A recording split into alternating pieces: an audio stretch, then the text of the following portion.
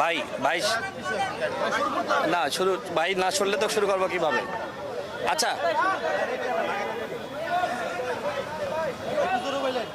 আচ্ছা, আপনারা রেডি? এদিকে প্লিজ। হ্যাঁ, শুরু তো করবো এখন। ওকে, প্রিয় সাংবাদিক ভাইয়েরা, আমি গতকাল আমার নিজ জেলা ঝিনাইদহ জেলাতে ছিলাম, ঝিনাইদহ 2 আসনে গণসংযোগে। ঠিক সেই সময় আমি জানতে পারি আমাদের গণঅভ্যুত্থানের অন্যতম যোদ্ধা উসমান হাদি ভাই তিনি গুলিবিদ্ধ হয়েছেন। আপনারা গতকাল রাতে সকলেই জানতে পেরেছেন উসমান হাদিকে ছাত্রলীগের দুর্বৃত্তরা গুলি করেছে। আমি জানার পরপরই রাতে ফিরেছি এবং আজকে সকালে তাকে দেখার জন্য এসেছি। আমি যখন যাই, মেডিকেল বোর্ড বসেছিল। মেডিকেল বোর্ড শেষ হওয়ার পরে আমি উসমান হাদি ভাইয়ের বড় ভাইয়ের সাথে কথা বলেছি এবং তার খোঁজ খবর নেওয়ার চেষ্টা করেছি। আমি যতটুকু জানতে পেরেছি তার অবস্থা খুবই গুরুতর। তিনি অত্যন্ত ক্রিটিক্যাল সিচুয়েশনে আছেন। তার অবস্থা অপরিবর্তিত। আল্লাহর কাছে এই মুহূর্তে দোয়া করা ছাড়া আমাদের কিছু করার নাই। গতকাল ঢাকা মেডিকেলে যে ডাক্তার তার অপারেশন করেছিল, ডাক্তার জাহিদ ভাই, তিনি আমার আগে থেকেই পরিচিত। আমি তার সাথে কথা বলেছিলাম। তিনি আমাকে জানিয়েছেন যে কানের নিচ দিয়ে এক পাশ থেকে গুলি লেগে আর এক পাশ থেকে বের হয়ে গেছে এবং তার মগজ ক্ষতিগ্রস্ত হয়েছে। আজকে উসমান হাদির বড় ভাই আমাকে যেটি জানালেন, তার খুলির এক পাশ আলাদা করে রাখা হয়েছে, অর্থাৎ তিনি এখন গুরুতর অবস্থায় আছেন। আমরা আল্লাহর কাছে দোয়া করি, মহান আল্লাহ রাব্বুল আলামিন যেন তাকে সুস্থ করে দেন।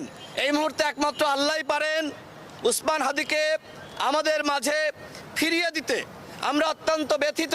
সারা বাংলাদেশের মানুষ রাজপথে নেমেছে, অনেকে ঘরে বসে দোয়া করছে। আমি এর আগে আমার একটি বক্তব্যে বলেছিলাম, সাংবাদিক ভাইরা আপনারা জানেন, নির্বাচনকে কেন্দ্র করে 50 জন প্রার্থীকে টার্গেট করেছে আওয়ামী দুর্বৃত্তরা এবং নির্বাচন বানচাল করার জন্য তারা এই ধরনের টার্গেট হাতে নিয়েছে।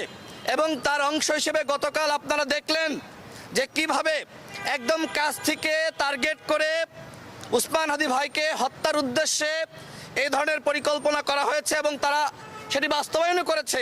সবথেকে যেটি অবাক করার বিষয় সেটি হলো, বন্ধু বেশে আগে এই দুর্বৃত্তরা কাছে গিয়েছে।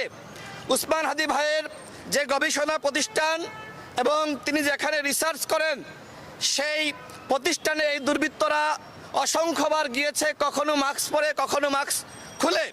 অর্থাৎ আমরা যেটি দেখি যে ছাত্রলীগের দুর্বৃত্তরা তারা এই যে মাস্ক পরে ঝটিকা মিছিল করছে, সংখ্যায় হয়তো অল্প, এটি দেখে আমরা মনে করি যে আওয়ামী লীগ হয়তো আর ফিরতে পারবে না। কিন্তু আজকে তারা যে পরিকল্পনা হাতে নিয়েছে, নির্বাচন যত ঘনিয়ে আসবে তাদের এই পরিকল্পনা তত বেশি তারা বাস্তবায়ন করার চেষ্টা করবে। এই জন্য আমরা সরকারের কাছে, আমি 2 জন উপদেষ্টার সাথে সাক্ষাৎ করে আমি এই পরিকল্পনার কথা বলেছিলাম। আইন উপদেষ্টাকে আমি নিজে বলেছি যে আওয়ামী লীগ নির্বাচনকে কেন্দ্র করে একটি পরিকল্পনা নিচ্ছে এবং যেহেতু আগে রিফাইন্ড আওয়ামী লীগ রূপে আওয়ামী লীগ ফিরতে পারে নাই, জাতীয় পার্টির কাঁধে ভর করে আওয়ামী লীগ ফিরতে পারে নাই, এখন স্বতন্ত্রভাবে আওয়ামী লীগ আগামী নির্বাচনে অংশ নিতে চায়। তাদের প্ল্যান হলো নির্বাচনে অংশ নেওয়া না, বরং আওয়ামী লীগের পদধারী নেতারা তারা নির্বাচনে যাবে এবং নির্বাচনকে বানচাল করবে। কিন্তু সরকার আমাদের এই কথাগুলোকে গুরুত্ব দিচ্ছে না। এমনকি আমি প্রধান নির্বাচন কমিশনার তার বরাবর আমি চিঠি দিয়েছি। আমি তাকে বারবার বুঝাতে চেষ্টা করেছি যে আপনারা যদি এই আওয়ামী লীগকে কোনোভাবে সুযোগ দেন, আওয়ামী লীগের দোসরদেরকে সুযোগ দেন, তাহলে নির্বাচনের মাঠে আমরা কেউ থাকতে পারবো না। গতকাল দেখেছেন গণসংযোগ করা অবস্থায় যখন আমার ভাই উসমান হাদি গণসংযোগ করে ফিরছিল রিক্সা করে, অত্যন্ত সাধারণ জীবনযাপন, তিনি ভাবছিলেন যে তিনি হয়তো এদেশের মানুষের কাছে নিরাপদ, সরকার হয়তো তার আশপাশে প্রশাসনের বিভিন্ন ব্যক্তিবর্গকে রেখেছে। কিন্তু কি ঘটলো? আমার ভাই উসমান হাদি আজকে যদি আমাদের মাঝে ফিরে না আসে তার জবাবদিহিতা কিন্তু এই সরকারকে করতে হবে। স্বরাষ্ট্র উপদেষ্টা কোনোভাবেই এই ঘটনার দায় এড়াতে পারে না। আমরা মনে করি এই মাঝাভাঙ্গা স্বরাষ্ট্র উপদেষ্টা তার